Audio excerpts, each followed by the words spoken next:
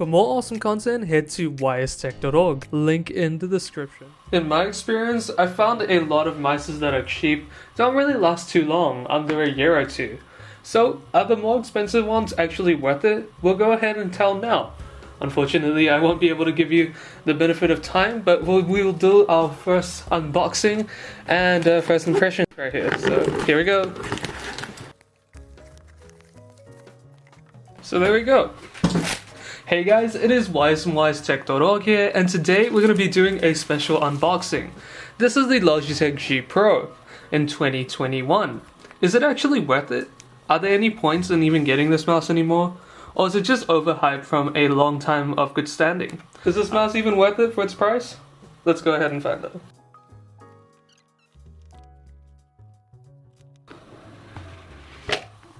Wow, impressive.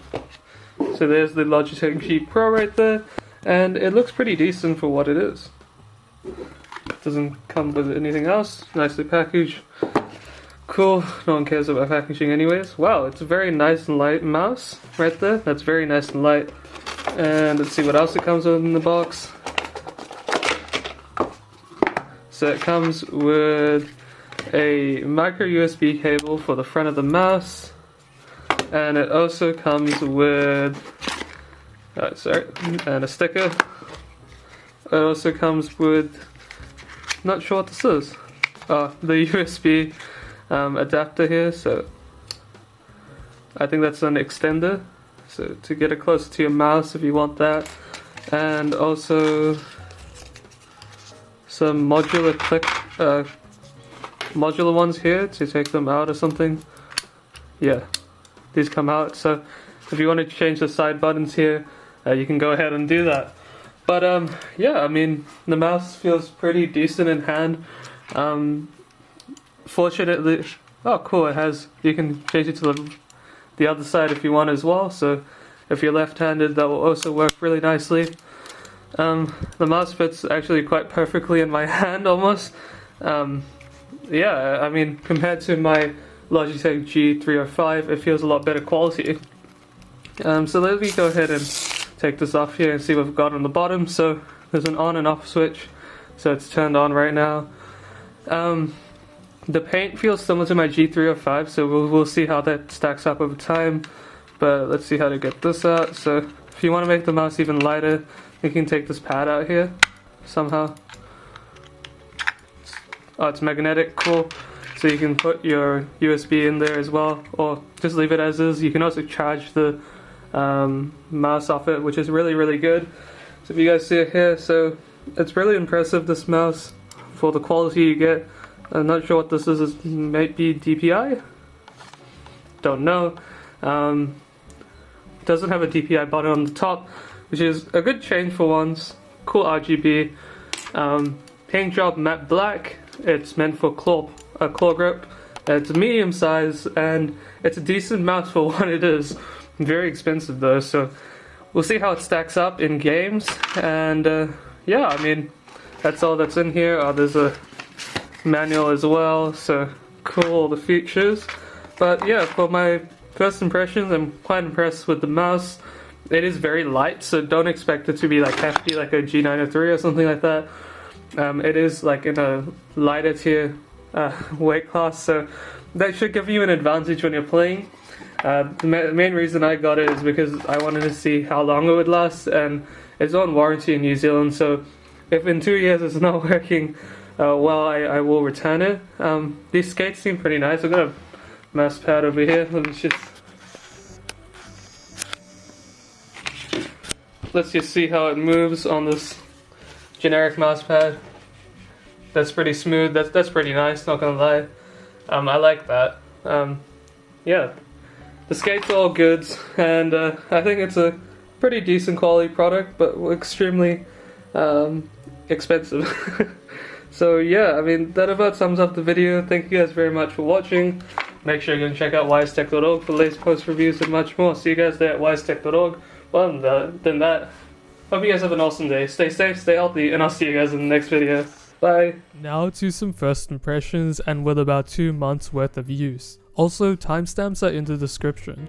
Make sure you subscribe and turn on the bell notifications when I do my full review in a few months and with a bit more use of the Logitech G Pro. First of all, the build quality is excellent. A matte black paint finish on this mouse makes it amazing to hold. As a result, it makes the mouse a bit grippy, which is good. For example, you can also hold the mouse downwards with just your fingers. I've done this a few times, changing my grip a little bit while using the computer. One downside about this paint job is that if you get sweat or oil on the mouse, it tends to be a little bit slippery. It's just something you could wipe off. I can see this being a long-term issue if you don't clean your mouse often enough. It could develop smooth spots, kind of like my G305. Although at this mouse being over 200 New Zealand dollars, I really hope it doesn't, but time is yet to tell of that. With this mouse, I will also eventually buy some rubber grips for the mouse, just to make sure it doesn't get damaged with smooth spots, or if it does, it becomes a little bit easier to grip. The paint job also does a really good job at making this mouse really easy to clean up. The overall mouse shape being made relatively of hard plastic is quite satisfying as well. It feels like the plastic is built to last. I am really enjoying this high quality plastic and a premium feel compared to my G305. I really believe that the G Pro is a good premium mouse that is comfortable to use for many hours at a time. Also, as I mentioned in the unboxing, this mouse is relatively light and doesn't feel hefty compared to other mice. But in my opinion, a lighter mouse is superior to a heavier one in my experience. It has some nice RGB as well. You can turn it off in the Logitech G Hub software or change the color. Personally, you never see the RGB in any case when using the mouse, so it doesn't really matter to me. Second of all, the scroll wheel is amazing. It moves smoothly and gives a little tactile feel when rolling it around. The middle click on this mouse scroll wheel has about a medium level of click. The middle mouse button gives good feedback as well, like this.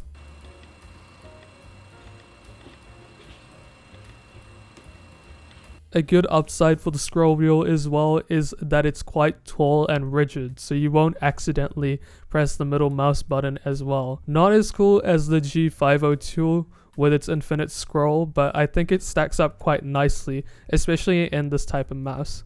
Now to the switches. The left and right click feel really good. So far, I haven't had any double clicking issues, which is great. They are responsive and light, which is my preference. They also sound like this.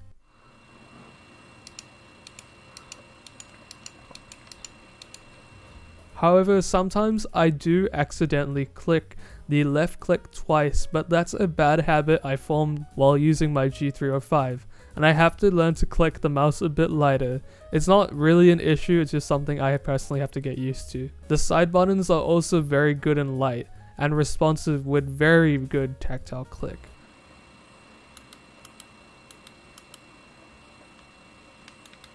The side buttons do not feel sticky or mushy at all. For my hand size, they are a little bit awkward to press with my thumb, but it doesn't bother me too much. Also, I haven't found myself using the modular side buttons very often. I only tried them out once, but they were kind of cool, I guess. It's just not really applicable to me. I guess it's good as well they managed to add an ambidextrous mouse so everyone can use it, left-handed or right-handed. Underneath, the DPI button is a welcome addition, as I don't have to accidentally press it anymore like you can on many other mice. I haven't found myself needing to switch the DPI too often, but when I do change the DPI, the button feels hollow and a bit too hard to press in. Also, for some reason, the DPI button is on the right side of the mouse underneath it, which is odd because being right-handed, and usually most people are right-handed, I would think that they would put the DPI button, which is used more than the on and off switch, to be on the side I would pick the mouse up to look underneath, so on the left side. A bit of a design oversight, but I guess I don't use it too often, it's just something that would have been preferable for me. Fourth on the list, we have battery life. Battery life is a bit yikes in my opinion, I don't really like it. The G Pro lasts around 6.5 days with constant use, around I would estimate from 8 to 10 hours each day that I use it, and with RGB on. It uses micro USB, which is also a big letdown for this mouse, as micro USB for me in my experience tends to break a lot over time, and over a long amount of time. I'm planning to keep this mouse for a very long time due to the price, and well, hopefully it's not something that will become an issue in the future, but USB Type-C would have just been the way to go in my opinion. The reason I think the battery life is poor is because I was spoiled in terms of using battery life on my G305, with myself using AA or AAA Panasonic white any-loop batteries and only needing to recharge them around every 3 to 4 months. But at the same time, this mouse was a big step up for me in terms of its build quality, and it's far superior compared to the Logitech G305. Although, personally, I think the battery life is poor, it does make up for itself by charging super fast over standard 5V micro USB cable from my PC. From about 5% to about 99% for my mouse, it takes about just over 1.5 hours, so about 1 hour and 45 minutes usually, which is really quick, and in any case I won't always need to use the wireless. It's just more preferable as it is a wireless mouse. It would have also been nice to include a charging dock, considering this mouse is literally over 200 New Zealand dollars. I was also a little bit annoyed by this, but I mean, not everyone would use the dock. It's just something that would have been nice to have, considering the price and how premium of a product this is. Fifth on the list, we got the mouse feet, movement, shape, and tracking. The mouse feet on the Logitech G Pro are extremely smooth. I believe the reason they are smooth is because they are standard PTFE mouse feet which Logitech uses, and on a few mice I've had them now. I've used a few Logitech mice through the years and all of them have had pretty good skates on them, especially this Logitech G Pro in particular.